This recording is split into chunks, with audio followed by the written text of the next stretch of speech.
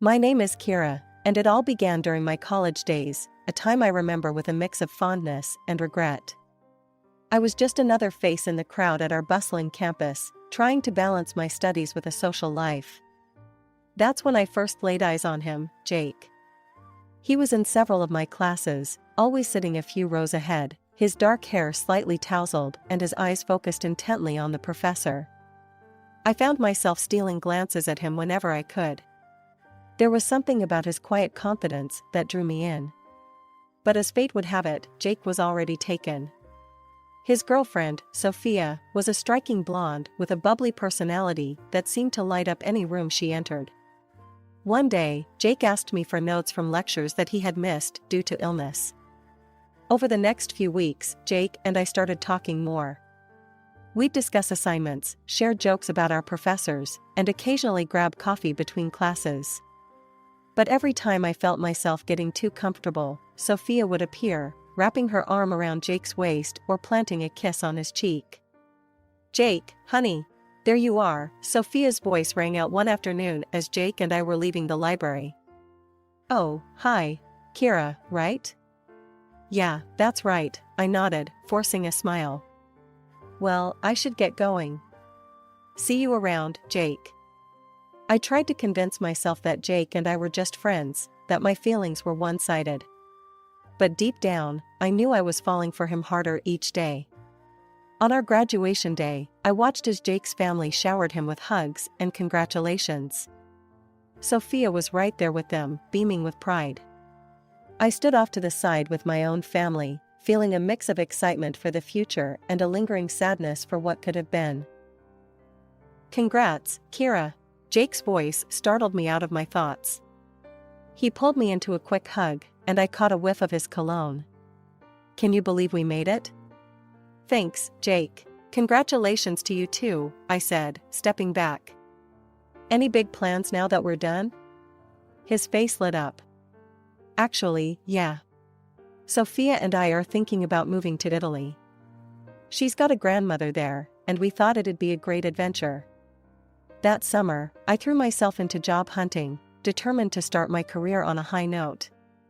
I sent out countless resumes, went on numerous interviews, and tried to push thoughts of Jake to the back of my mind. After all, he was probably off in Italy, starting his new life with Sophia. As summer faded into autumn, I found myself facing a new chapter in my life. After weeks of applications and interviews, I finally landed a job at a prestigious company in the city. I was thrilled about the opportunity, eager to prove myself in the corporate world. On my first day, I walked into the sleek office building, my heart pounding with excitement and nerves. As I was being shown around by HR, something caught my eye, a wall of photographs featuring the company's executives. My gaze landed on a familiar face, and I felt my stomach drop. There, smiling back at me from one of the frames, was a man standing next to Sophia, Jake's girlfriend. The nameplate beneath the photo read Robert Thompson, President. It couldn't be a coincidence. As I settled into my new role, I couldn't shake the feeling that fate was playing some kind of trick on me. I hadn't heard from Jake since graduation, and now here I was, working for his girlfriend's father. It felt like the universe was determined to keep Jake in my orbit, one way or another. A few weeks into my new job, I was grabbing coffee in the break room when I heard a familiar voice. "Kira, is that really you?" I turned around, nearly spilling my coffee. There stood Jake, looking as handsome as ever in a sharp suit. "Jake, what are you doing here?" I asked, trying to keep my voice steady. He grinned, running a hand through his hair, a habit I remembered all too well from our college days. "I just started in the marketing department last week." "I had no idea you were working here too." We caught up briefly, and I learned that his plans had changed dramatically since graduation. "Sophia and I, well, we broke up," he said, his smile faltering slightly. "She decided to stay in Italy, and long distance just wasn't working for us." I felt a mix of emotions, sympathy for Jake's heartbreak, guilt for the small part of me that was relieved, and a renewed spark of hope that I tried desperately to extinguish. Over the next few weeks, Jake and I fell into a comfortable routine. We'd chat during coffee breaks, occasionally grab lunch together, and commiserate over work challenges. Despite working in different departments, we found ourselves spending more and more time together. One Friday evening, my colleagues and I went to a bar. As the night wore on and our colleagues started to leave, Jake and I stayed, talking and laughing like we used to back in college. "You know, Kira," Jake said, his voice soft. "I'm really glad you're here. Starting this job would have been a lot harder without a familiar face around." I felt a warmth spread through me that had nothing to do with the wine I'd been sipping. "I'm glad too, Jake. It's nice to have a friend here." As I went home that night, I couldn't help but feel like something had shifted between us. The Jake I knew from college was still there, but there was something new too, a vulnerability, a closeness that hadn't existed before. As the seasons changed, so did my life at work. I threw myself into my job, determined to prove my worth. My dedication didn't go unnoticed, and I soon found myself climbing the corporate ladder faster than I'd ever imagined. "Kira, can I see you in my office?" my manager called out one day. I walked in, trying to mask my nervousness. "Is everything all right, sir?" He smiled, gesturing for me to sit. "More than all right. I'm recommending you for a promotion. Your work has been exceptional." I left his office in a daze, barely able to contain my excitement. As I rushed to share the news, I bumped into Jake in the hallway. "Whoa, where's the fire?" he laughed, steadying me. "Jake, I just got promoted," I blurted out. His face lit up. "That's fantastic, Kira. We need to celebrate. Dinner this weekend?" I nodded, my heart racing at the invitation. "Sounds perfect." Our weekend dinners became a regular thing. We'd talk about work, reminisce about college, and share our hopes for the future. With each passing week, I felt myself falling harder for Jake. One night, as we walked home from dinner, Jake suddenly stopped and turned to me. "Kira, I think I'm falling for you," he said, his voice barely above a whisper. My heart nearly stopped. "Jake, Before I could finish, he leaned in and kissed me. It was everything I had dreamed of and more. 2 years flew by in a whirlwind of love and career success. Then, on a crisp autumn evening, Jake got down on one knee and proposed. Then came the dinner with Jake's parents. His mother, a prim woman named Eleanor, eyed me critically over the rim of her wine glass. "So, Kira," she began, her tone deceptively light. "When do you plan on quitting your job? A proper wife should be at home, ready to start a family." I nearly choked on my food. I hadn't planned on quitting, actually. I love my job. Eleanor's eyes narrowed. "Well, I'm sure you'll change your mind once you're married. After all, we expect lots of grandchildren." Jake squeezed my hand under the table, but remained silent. I forced a smile, hoping this was just pre-wedding jitters talking. Our wedding day arrived, a perfect summer afternoon. As I walked down the aisle towards Jake, I pushed all worries aside. This was our day, our moment. "I do," we both said, sealing our vows with a kiss. The honeymoon was magical, but reality set in quickly once we returned. Eleanor's comments about children became more frequent and pointed. "Any news yet?" she'd ask every time we saw her, her eyes darting to my stomach. Months passed, and no pregnancy. I tried to brush off the growing pressure, but it was getting harder to ignore. One night, after another tense family dinner, Jake turned to me.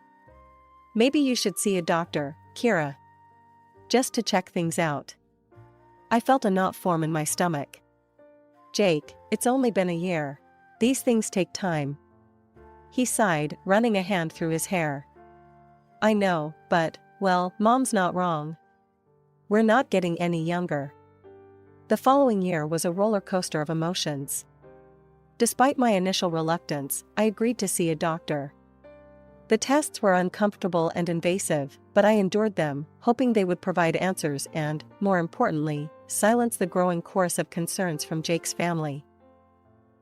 "Well, Mrs. Stone," the doctor said, reviewing my results, "everything seems to be in perfect working order. There's no medical reason why you shouldn't be able to conceive. I felt a mix of relief and frustration. On one hand, I was healthy. On the other, we still had no explanation for why I wasn't pregnant yet. When I shared the news with Jake, his reaction surprised me. Maybe you should get checked too. It takes two, you know, I suggested. He scoffed, shaking his head. Come on, Kira. You know it's usually the woman's issue. Look, let's just keep trying, okay? From that moment, our once passionate love life became a scheduled, mechanical process. Ovulation tracking, fertility diets, and timed intercourse replaced spontaneity and romance. With each passing month, the pressure mounted. Family gatherings became an exercise in endurance. Eleanor, Jake's mother, never missed an opportunity to bring up the subject of children. During one particularly tense Thanksgiving dinner, she cornered me in the kitchen. You know, dear, she began, her voice dripping with false sweetness. Sarah from our church group just became a grandmother. Her son is 2 years younger than Jake. I gripped the edge of the counter, forcing a smile. That's nice for them. Indeed, Eleanor continued, her eyes boring into me. I do hope we'll have similar news soon. After all, a woman's primary duty is to bear children. It's what we're made for.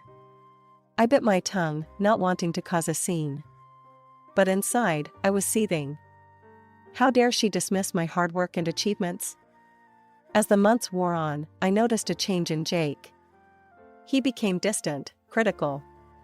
Nothing I did seemed to please him anymore.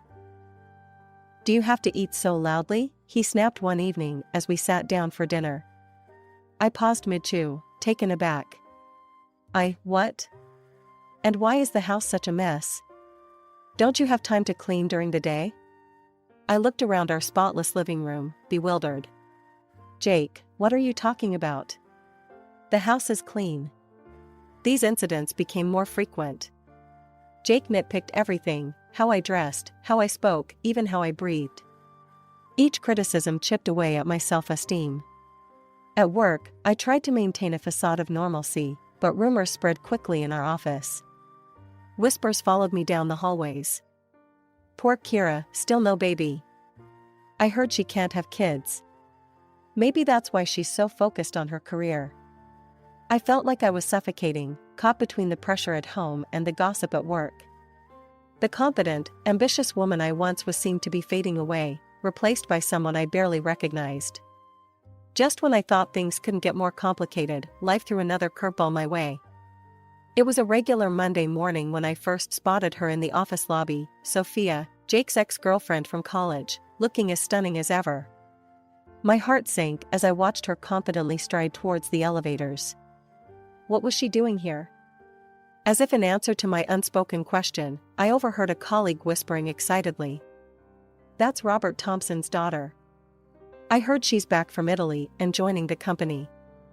The news spread through the office like wildfire. Sophia was back, and she was working for her father's company, our company. I tried to focus on my work, but my mind was racing. How would Jake react? What did this mean for us? I didn't have to wait long for an answer. Later that day, I ran into Sophia near the break room. Her eyes narrowed as she recognized me. Well, if it isn't Kira, she said, her voice dripping with disdain. I heard you managed to snag Jake after all. I straightened my spine, determined not to let her see how much her presence rattled me. Sophia, welcome back. I hope you'll find working here pleasant. She let out a cold laugh. Oh, I'm sure I will. And Kira? She leaned in close, her voice dropping to a whisper. I always get what I want. Remember that.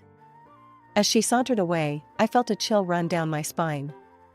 Her words felt like a threat, and I couldn't shake the feeling that trouble was brewing.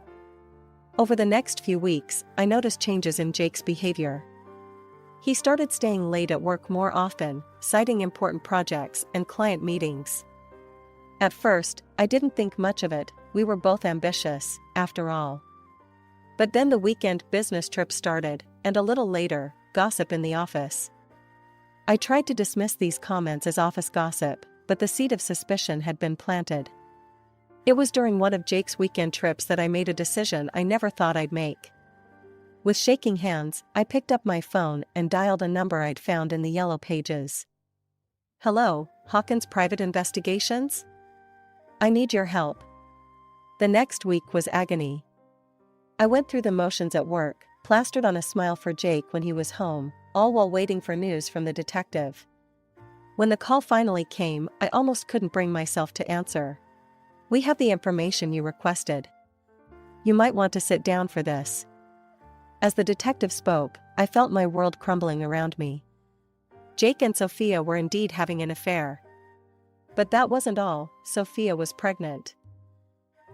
That evening, when Jake came home, I was waiting for him. The look of surprise on his face when he saw me sitting in the darkened living room quickly turned to wariness. "Kira, what's going on?" I took a deep breath, steeling myself for what was to come. "I know, Jake. About you and Sophia. About the baby." The silence that followed was deafening. Then, to my shock, Jake started to laugh. It wasn't the warm, kind laugh I'd fallen in love with years ago. This was cold, almost cruel. "Well," he said, his voice eerily calm, "you want to know the truth, Kira? I've loved Sophia all along. You were just convenient. A placeholder until she came back." Each word was a dagger to my heart, but I refused to let him see me break. With trembling hands, I reached into my bag and pulled out a manila envelope. "Here," I said, my voice steadier than I felt. "Divorce papers. I think it's time we both stopped pretending." As I walked out of the house that night, leaving a stunned Jake behind, I felt a strange mix of grief and relief. The life I had known was over, but perhaps, just perhaps, this was the first step towards something new. With the evidence collected by the private investigator, I decided to fight back. I sued Jake for divorce, citing his infidelity and demanding compensation not just from him, but also from Sophia. It was a bold move, one that sent shockwaves through our social and professional circles. During the proceedings, Sophia's outrage was palpable. "You're demanding money from a pregnant woman," she shrieked, her face contorted with anger. "How dare you?" I remained calm, letting our lawyer present the evidence. To my relief, the judge ruled in my favor. The court ordered both Jake and Sophia to pay substantial compensation for the emotional distress and damage to my reputation. The next day, I received an unexpected summons to the president's office. My heart raced as I made my way there, fearing the worst. After all, Robert Thompson was Sophia's father. As I entered his office, Mr. Thompson's face was grave. "Kira, please, have a seat," he said, his voice heavy with emotion. What followed was one of the most surprising conversations of my life. "I want to apologize," he began, shocking me into silence. "What my daughter and your ex-husband did to you, it's inexcusable. I'm deeply ashamed of Sophia's actions." I sat there, stunned, as he continued. "I know this doesn't make up for what you've been through, but I'd like to offer you a fresh start. I've spoken with a partner company, and they're willing to take you on with my highest recommendation. And," he paused, sliding an envelope across the desk, "I hope you'll accept this as additional compensation for your ordeal." With trembling hands, I opened the envelope to find a check for a sum that made my eyes widen. "Mr. Thompson, I don't know what to say." He smiled sadly. "You don't need to say anything, Kira. You're a talented young woman who deserves better than what you've been dealt. I hope this helps you move forward." My new job was a breath of fresh air. Without the constant criticism and pressure from Jake, I flourished. My confidence, which had been battered and bruised, began to resurface. It was during this time that I noticed the company's owner, David, paying special attention to me. At first, I was wary, my trust in men severely shaken by my experience with Jake. But David's approach was different, respectful, patient, and genuinely kind. One evening, as we walked hand in hand through a moonlit park, I decided to lay all my cards on the table. "David," I began, my voice trembling slightly, there's something you should know. In my previous marriage, we couldn't have children. It might have been me, I don't know for sure, but... David stopped, turning to face me. His eyes, filled with warmth and understanding, met mine. Kira, listen to me. I love you. Children or no children, that doesn't change how I feel about you. You're an incredible woman, and I'm lucky to have you in my life. Tears welled up in my eyes as he pulled me into a tight embrace. For the first time in years, I felt truly accepted and loved for who I was. Just when I thought life couldn't get any better, it threw me another curveball, this time a joyous one. A year into our marriage, I discovered I was pregnant. The news came as a shock, given my history, but David and I were overjoyed. 9 months later, we welcomed our son, Ethan, into the world. As I held him in my arms for the first time, I marveled at the twists of fate that had brought me to this moment. Unlike my previous marriage, there was no pressure to give up my career. David supported my decision to return to work, and we found a balance that worked for our family. Life was good, filled with love, understanding, and the happy chaos of raising a child. 10 years flew by in a blink. Ethan was growing into a bright, curious boy, and our family life was everything I had ever hoped for. One day, while searching for some old documents in my email, I stumbled upon something unexpected, a letter from a clinic, addressed to Jake, my ex-husband. My heart raced as I read its contents. The letter detailed the results of a urological examination Jake had undergone years ago. It revealed he had prostate inflammation and cysts, rendering him infertile. The doctors had tried to reach him about urgent treatment, but failing that, had sent the results to the email I had provided at the clinic. I sat back, stunned. All those years of blame, of feeling inadequate, and it had been Jake who couldn't have children. A mix of emotions washed over me, vindication, anger, and a strange sense of pity for the man who had caused me so much pain. That evening, I shared the discovery with David. His response was exactly what I needed to hear. Kira, honey, he said, taking my hand. That's Jake's problem, not yours. You shouldn't let this upset you. Focus on our family, on the beautiful life we've built. It all happened 3 months later. The grand ballroom sparkled with chandeliers and the chatter of Seattle's elite. David, Ethan, and I had arrived at the charity dinner for the Foundation for Helping Children with Cancer, our hearts full of anticipation for a meaningful evening. I'm going to show Ethan the silent auction items, David said, giving my hand a squeeze. Will you be okay for a few minutes? I nodded, smiling as I watched them weave through the crowd. Turning to grab a glass of champagne, I froze. There, just a few feet away, stood Jake and Sophia. Before I could slip away, Jake's eyes locked onto mine. A familiar smirk spread across his face as he sauntered over, Sophia in tow. Well, if it isn't Kira, Jake drawled, his eyes roving over me with disdain. Looks like you put on a few pounds. Eating away the stress of loneliness and infertility, are we? I felt my cheeks burn, but I stood my ground, refusing to let him see how his words affected me. Jake continued, his voice dripping with false sympathy. It's such a shame, really. Here I am with my beautiful wife and our gorgeous daughter, she's the spitting image of Sophia, you know. And you? Still alone, I assume? Sophia turned to me, eyes narrowed. How could you possibly understand the importance of helping sick children when you can't even have any of your own? I opened my mouth to respond, but was cut off by a small voice behind me. Mom, who are these people? Why are they yelling at you? Ethan had returned, his young face a mix of confusion and concern. Jake's smug expression faltered, his mouth opening and closing like a fish out of water. Mom, he stuttered, his eyes darting between Ethan and me. Before I could respond, David appeared at my side, his presence calm but commanding. Is there a problem here? He asked, his voice stern as he placed a protective arm around my waist. Sophia, oblivious to the shifting dynamics, sneered. And who might you be? Jake, finally finding his voice, paled visibly. He's David Anderson, the president of Global Tech Corporation. The atmosphere changed instantly. Jake began to grovel, apologies tumbling from his lips. Sophia, enraged by his sudden change in behavior, berated him loudly. I couldn't take it anymore.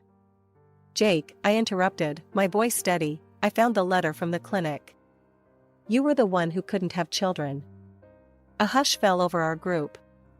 Sophia's face drained of color, and she tugged at Jake's arm, desperate to leave.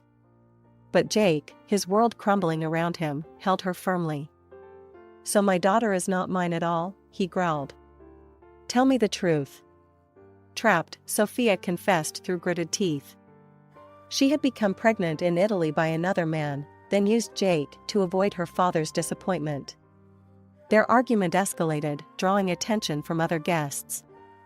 Eventually, event security escorted them out, their shouts echoing through the hall. Months later, we heard through the grapevine that Jake had been diagnosed with cancer and was undergoing treatment.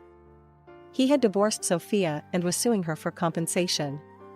But for me, it was just another reminder of how far I'd come. I no longer dwelled on the past, instead, I embraced each day with my family, grateful for the twists of fate that had led me to this beautiful life.